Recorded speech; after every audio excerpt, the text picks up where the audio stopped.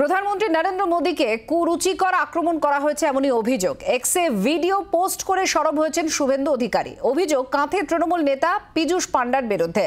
গোটা ওবিসি সমাজকে অপমানের অভিযোগ তৃণমূল নেতা পীযূষের বিরুদ্ধে। নির্বাচন কমিশনকে পদক্ষেপ করার আবেদন জানিয়েছেন শুভেন্দু অধিকারী।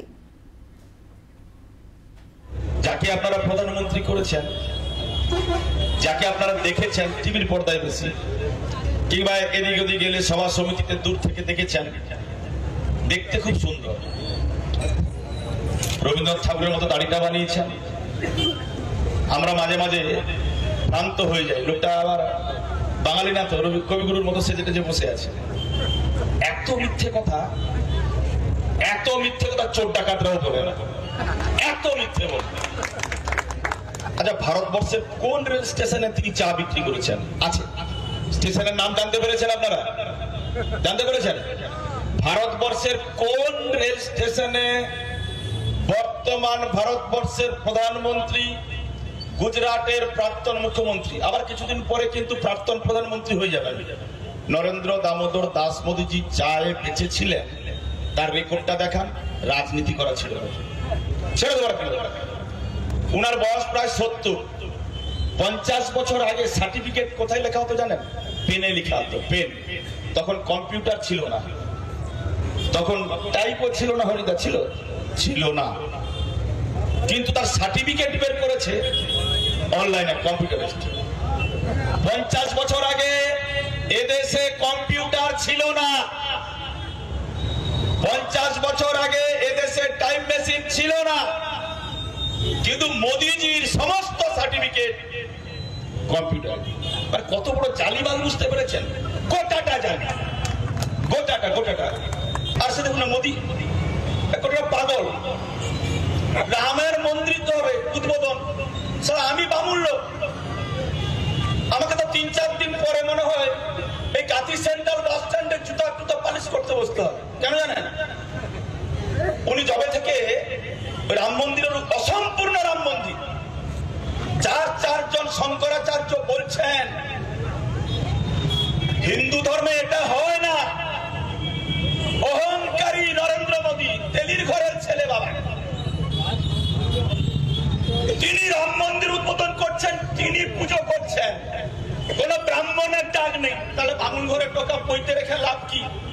আমি প্রধানমন্ত্রী দপ্তরে আমার পৈতেটা পাঠিয়ে দিয়েছি, যা আমার কাঁথি সেন্ট্রাল বাস স্ট্যান্ডে আমরা নারে জুতো পালিশ করবো, যা।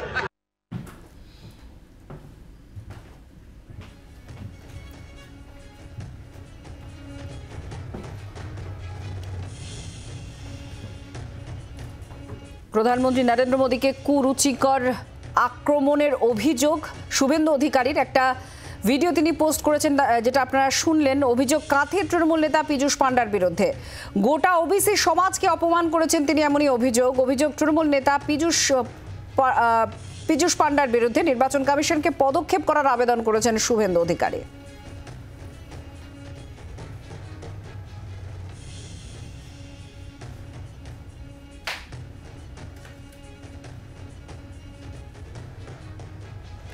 প্রধানমন্ত্রী নরেন্দ্র মোদীকে কুরুচিকর ভাষায় আক্রমণ করা হয়েছে এমনই অভিযোগ শুভেন্দু অধিকারীর। একটা ভিডিও পোস্ট করেছেন, যেটা আপনারা শুনলেন। কাঁথে তৃণমূল নেতা পীযূষ পান্ডার বিরুদ্ধে এই অভিযোগ শুভেন্দু অধিকারীর, এবং নির্বাচন কমিশনকে পদক্ষেপ করার আবেদন করেছেন শুভেন্দু অধিকারী। তৃণমূল কংগ্রেস নেতা অরূপ চক্রবর্তী আমাদের সঙ্গে রয়েছেন। কি বলবেন অরূপ দা?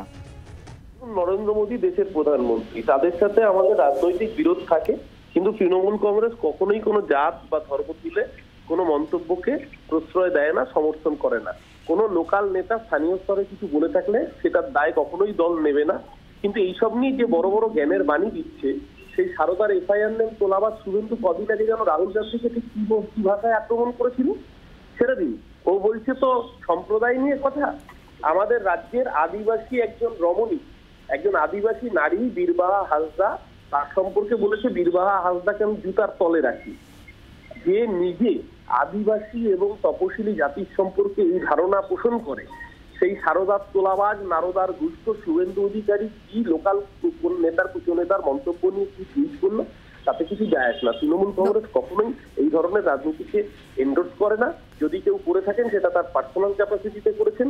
দল কখনোই কোনো জাত তুলে মন্তব্যকে এন্ডোর্স করে না। বাংলার আওয়াজ, বাঙালির আবেগ, জি 24 ঘন্টা।